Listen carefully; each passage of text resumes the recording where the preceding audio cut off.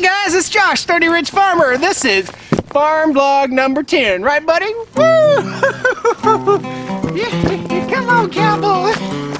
Yes sir.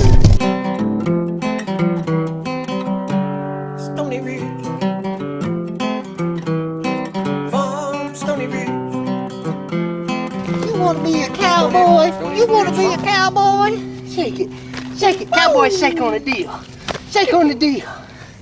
So guys, today on the farm we're faced with a rather arduous task. We have to move the goats from their lower pen here up to the upper pen. And we're gonna leave the pig down here and we're gonna leave 2 or 3 goats down here, but we've got to move them because they're gonna cut the trees right here. So we got to take the fence down at some point. We may end up moving them all, I don't know. The thing you need to know is moving goats is no easy chore. Goats don't want to move. Goats don't want to go anywhere. Goats just want to do what they want to do. I've got 2 leashes. I'm gonna hook up to the 2 most dominant goats and we'll pull them on up to the top of the hill. We can't get the pig. Pig will just have to follow, I hope. All right, the process is the old bait and hook. We gotta bait them with some food and then we gotta hook them up to the leash. Capturing goats and moving them sucks. All right, here goes, guys. Gonna hook them up. Hey, everybody. Hey, everybody. What's up?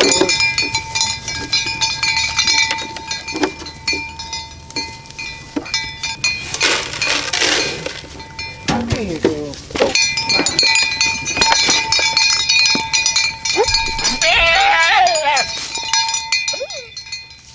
Okay, buddy.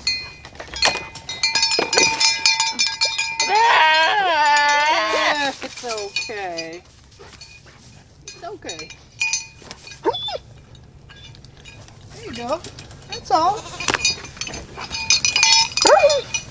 Okay, buddy.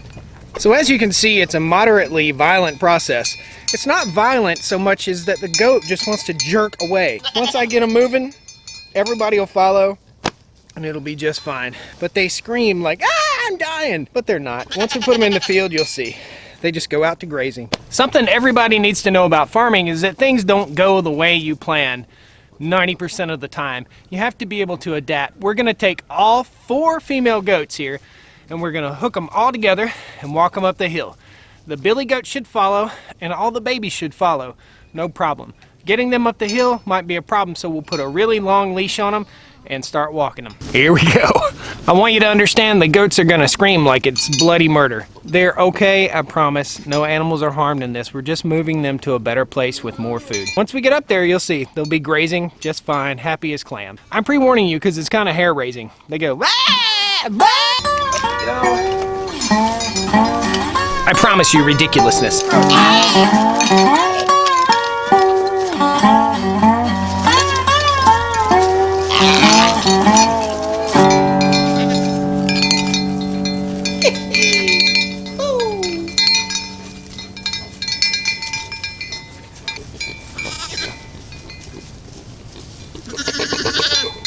It's gonna take a little bit longer than I thought. These 4 goats are being uncooperative. They're super awesome. I can't take the rest of the goats up because the babies are down here and they'll start yelling back and forth and they'll escape from the fence that I built. So we just gotta wait.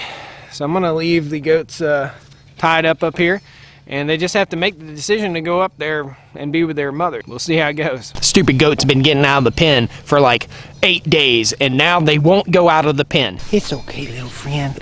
Look. Ain't he pretty? So the dog rounded up one for me. It's a she. Ain't she pretty? She's a pretty goat. Dude, my dog is awesome! So my dog was able to round up these 2.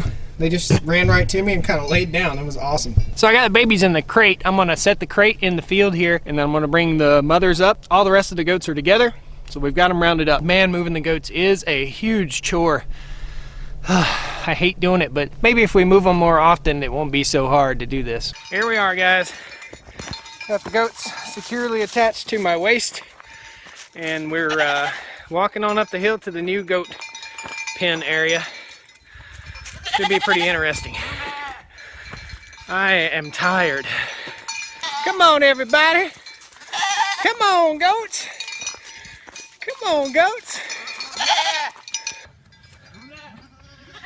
Here's the gate. We're going in, guys. We're here, we made it. Freaking awesome, dude. Come on, everybody. Come on, everybody. Clap your hands.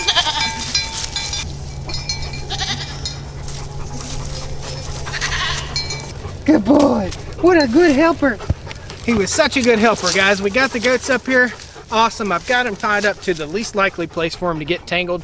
We're releasing the little babies so that they can go and be with their mother. And we've got to go down and get the electric fence controller, plug this thing in so that we've got some juice on it. This fence is very well built, much better than the one down at the house that only had 3 loose strands. This thing's awesome. So we have one final goat I had to go round up. Norma Jean. There you go, Norma Jean.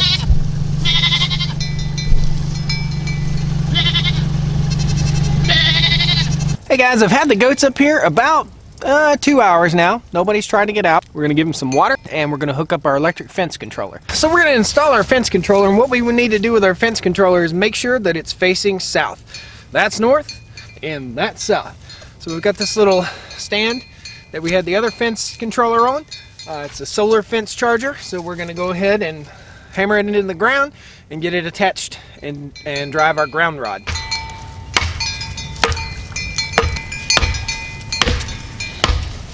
So installing my ground rod affords me the opportunity to use my Gerber center drive that I did a little review on, a little unboxing on. So far so good. Happy with the little Gerber center drive.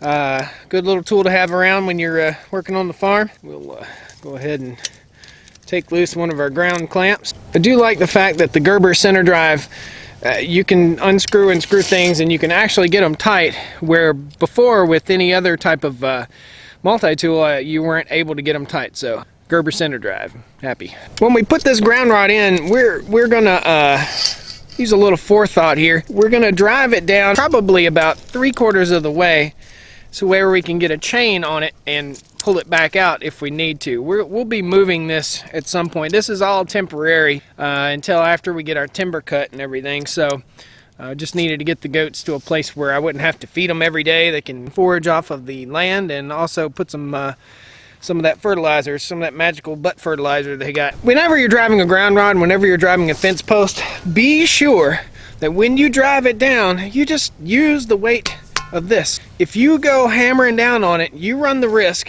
of slipping off, and my friend's pinky got smashed in between the ground rod and right here. His name is Drake. He got his pinky smashed, annihilated by hitting a ground rod, just like we're getting ready to drive. Your electric fence will not work properly without being properly grounded. So when we go to remove this ground rod, here's how we do it. We take our chain and we slip several links onto the ground rod, like 3 links onto the ground rod. Then we hook our tractor to it and up it comes. No problem. It's an easy way to pull the ground rod out. We're using the Zariba brand, and this is a Zariba 10-mile solar powered solar panel right here. Powers a little battery that's inside. It's easy. One switch on. And when it's on, you see it flash. That's the pulse of electricity that goes through. Basically, you hook your ground wire to one and your hot wire to the other, and boom, you're done. That's it. And we'll ride around, check the fence, make sure nothing's touching the ground. If it is, or touching a piece of wood or whatever, we'll hear a spark. Pap, pap, pap. This should keep our goats in. Be awesome. Be way rad! Woo, man! So now I'm down here hooking up my ground clamps right here. I've got 2 ground clamps just because I like to ground it well. My ground rod is driven approximately 4 feet down in the ground, and then I'm going to hook to my hot side. And basically, I have this little clamp right here that will clip onto my fence, and I also have copper wire wrapped all the way around the fence. So hopefully that'll get us covered. By the way, time to learn some terminology. Electrocuted. You died. You didn't live. Shocked. You did live. So when you say, I got electrocuted, you didn't get electrocuted. You got shocked. And we're getting a charge, so that's it. We got it done. This is Josh, Stoney Ridge Farmer. Thanks for watching the show today. A lot of drama. Kind of kicked my butt a little bit. I think I'm due for a nap. I appreciate you. Subscribe to the channel. Share this with your friends. Let me know what you think. Leave me a comment. Leave me a thumbs up. I appreciate you. Woo! Come on down to Stoney Ridge. He just wants to be a cowboy. Kids are living life pure and sweet. That's the way it's supposed to be, Stoney Ridge. Woo! Guys, I almost totally forgot. I almost broke a promise. I've got a YouTube fan that I need to recognize of how awesome they are. Maybe at the end of every video, I'll recognize someone else. This might be a new segment on my videos. After the credits, I'm gonna recognize you. Here's what I've got. This person's name is YEJUN space Cho.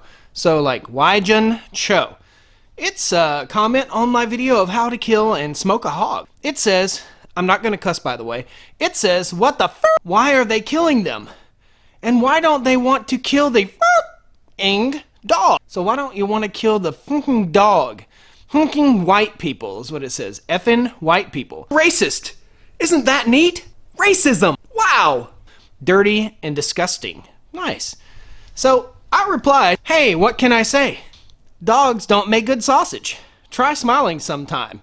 You might like it. They replied back, but if dog is more delicious, will you try to make it? I'm just wondering. Come on, guy. Really? Come on.